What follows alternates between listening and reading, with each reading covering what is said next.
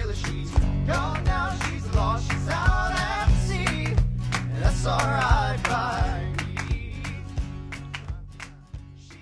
Okay. Okay, cool. Hi. All right, welcome. Welcome.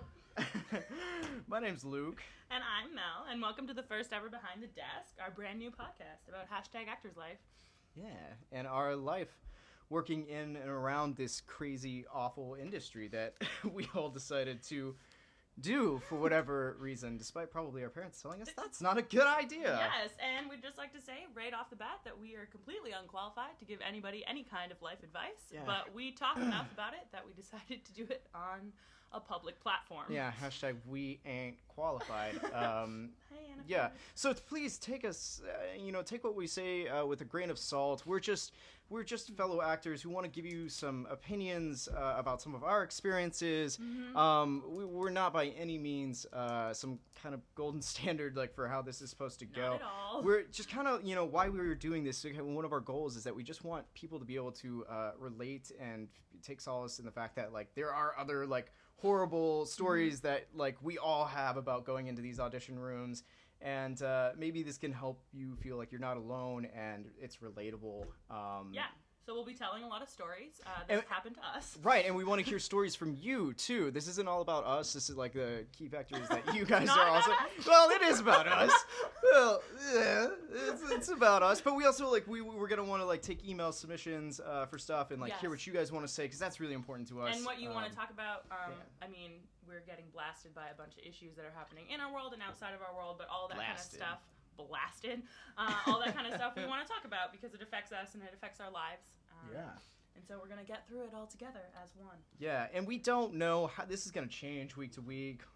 So, this is our first go around at this, and we'll see what happens and see how you guys respond. And like I said, we really just want to know what you guys want to hear and hear from you. But right off the bat, we're going to be doing a super cool thing.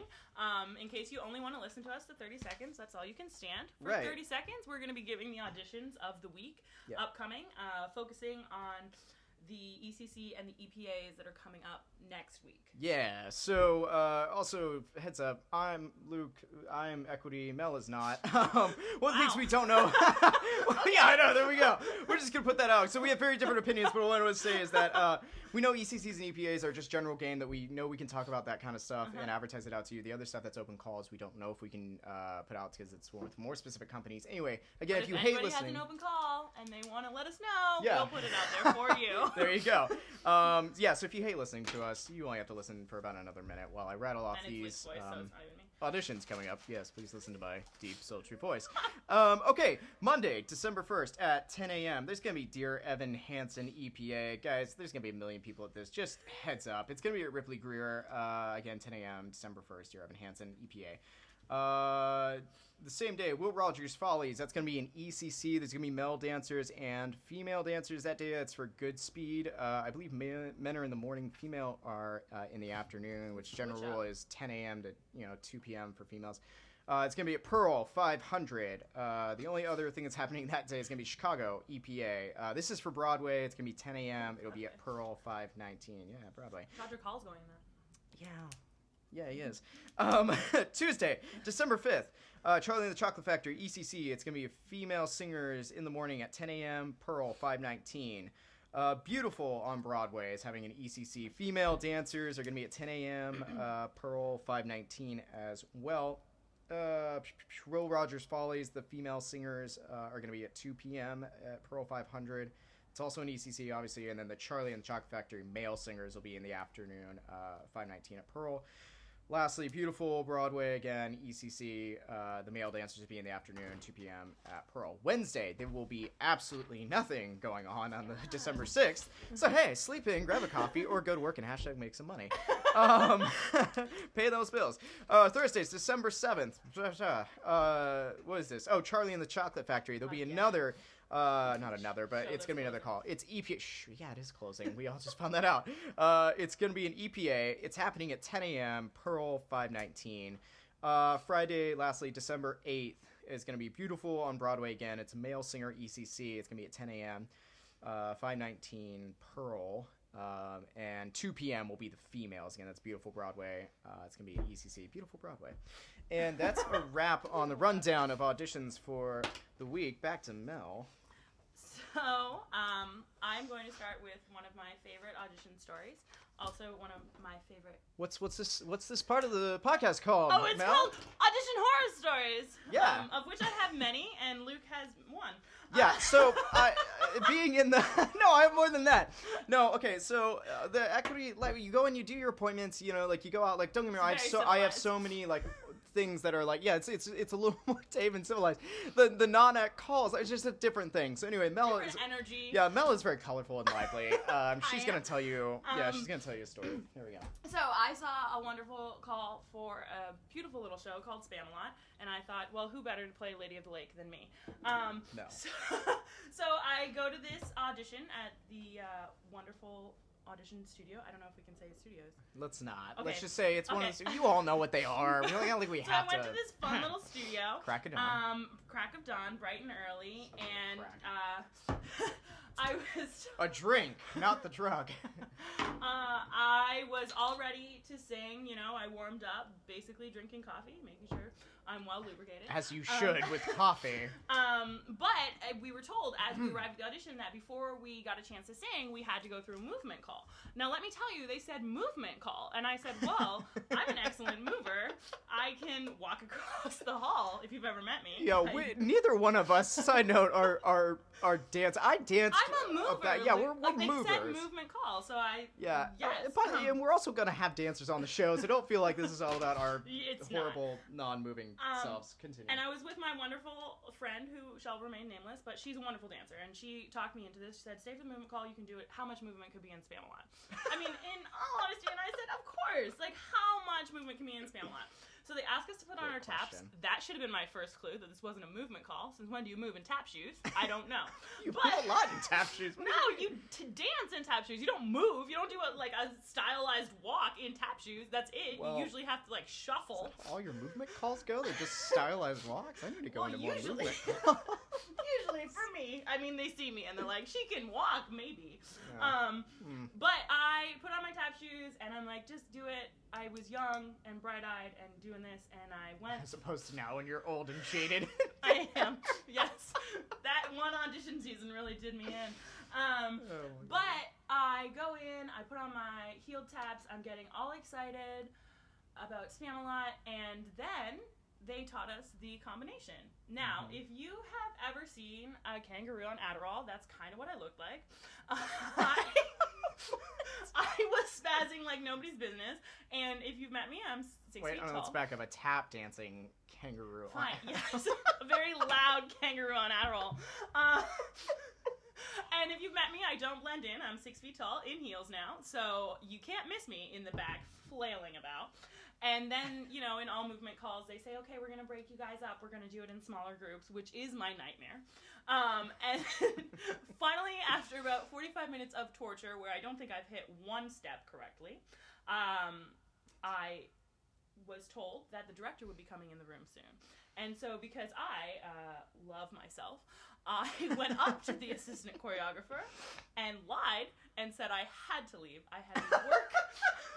I had to go to work. I completely forgot. I am an on-call desk receptionist. I remember this day now. now. And I came in oh my god! Work, I remember this day. And I cannot tell you how fast I ran out of this audition. I ran full out to the point that my friend waiting in the hall went, "What happened?" And I just left. I couldn't even explain it. That's how late I was for work, quote unquote. Yeah, I remember this day well. Yeah, it was great, and I ran down the street in my tap shoes.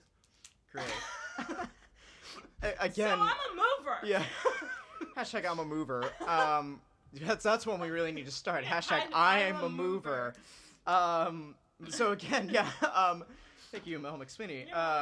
She's more lively and colorful. I'm going to keep mine short and simple. So about, I don't know, 5 months ago, less. Like I said, back in the day, and when I say like as I'm old or something. Back in the day, back in the day, it was like a couple years ago. One of my main things I used to do was hip hop dance. Yeah, and I know, which is hilarious to think now, but like that used to be one of my main things. So I used to be able to hip hop dance. Hashtag I'm a mover. I know.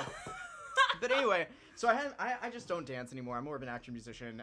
So I'm not asked to dance. I don't really particularly love it. Anyway, long story short, I get called in for this thing that's like trying to go off Broadway. And the call ends up being to Cyndi Lauper's "Girls Just Want to Have Fun."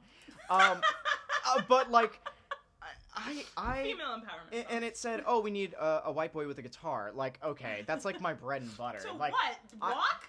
No, but I didn't know I was gonna have to dance. Oh, okay, so okay. initially when I get this appointment, they're like, yeah, they need a white boy with a guitar. I'm like, pull it over my back, like I'm like strumming a chord already. I'm like, where to go? And they're like, yeah, in there you'll be hip hop dancing, and I go, okay, sure. I used to do this. It'll be fine. Oh my God. You know when you like are learning the combination and you're like, I got this, and then they turn on the music and it's like 3,000 times faster than like.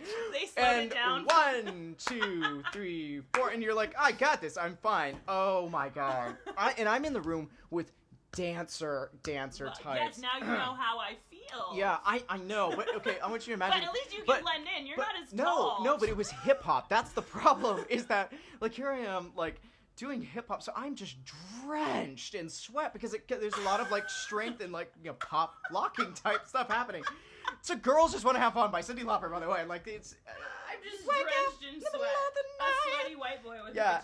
Hi, me. Suffice to say, they did not keep me because this was also like one of the biggest nightmare part of this. Like I'm already freaking out like 2 8 counts in. Not only is it hip hop, but like halfway through there's like jeté leap into like a triple you know what, I'm not French, into like a triple sow cow, and no it yeah. No, it really was like a triple or something that they were asking us to do. Or what's that called when you go across your body and turn? You're asking me? #I'm a mover. Yeah, damn it. A tour. No, a tour. No, I'm talking about a tour where you like swing across and it's like you're jumping. A tour? Yeah, I think it's called a tour. Somebody educate me. Anyway, I failed. Suffice to say, they didn't keep me, but it was my personal help because it seemed like the call that was perfect for me. I know we've all been there, and then it turns out to be this hellacious nightmare. And I left, and I remember calling my manager and being like, "Oh my God, what the hell?" And they were like, "It's a white boy with a guitar," and I was like, "Well." That was partly right. Okay, great. We're moving on from Audition horror stories, guys. Good time. Let's real quick plug the email and that we want those to go to. We want to hear yours too, because also one of the things we'll tell ours from time to time as they go on in the audition season, like in this world. But we want to hear what yours are too. So. And it's lukewarmmelon @gmail.com. That's not the most. One more time, lukewarmmelon @gmail.com. I didn't come up with that. But you liked it. Yeah, lukewarmmelon @gmail.com. We'd love to hear. Yeah, I know. She's Canadian. That's the problem. Just kidding. We love them. Justin Trudeau, be our president. Yeah, but anyway, we'd love to hear your stuff. Now we're going to get on to the meat of the episode. And our topic this week is knowing your type, which is so important. And I think it's something that takes a lot of time, and our types change as we go on. But like one of the main things that we're trying to focus on with this podcast too is like staying healthy as far as like, when you're in the audition process of like mentally and physically, like don't throw all your shit at the wall and see what sticks, because that's not always good to do. You don't want to go in to try and be like an operatic classical singer, and I'm stumbling in Phantom or like Les Mis. If you're like myself, I'm more of a contemporary pop rock singer. Like I can sing some of that stuff. Yeah, and we're the complete opposite. And like I know so many people that will waste their time and have big dreams, as you should, and go in for stuff like that. And that's just like not totally good. Valid that you want to be seen as many people as possible in this business. Completely, like networking is huge, but knowing who you are, I think, says a bigger statement than just getting in front of people. Right. You don't want yes, be seen, but you also don't want to fall on your face in one of those kind of auditions when you hear everybody going in with operatic pieces, and then you go in with I'm Alive from Next to Normal or something like that, and yeah, #every tenor that ever was, or waving through a window for that matter. That's gonna hit us hard. Yeah. No, and that's and we get well, I definitely had a journey to find out my type. Yeah, tell us about how did you find your type, Mel? Because you are also a very particular type. I'm a very particular type. Trained classically, I wanted to do out of musical theater. Everyone told me I had to belt. I had to belt low. I had chest belt. Classically, like, crazy operatic singer. She's like big old like operatic character singer. actress, low chest belt all the time. That is what my type is. That is what I was told my type is. That is what I was low told. chest belt. Yeah. Hashtag low chest belt. As soon as you walk in the door, like, that's what they're gonna see you as, which is very difficult if you've been training and your voice doesn't do always what you look like. It's very difficult to fit into these boxes. What are you talking about? I have a low chest build. Oh my God, Luke, I don't even think you have a chest.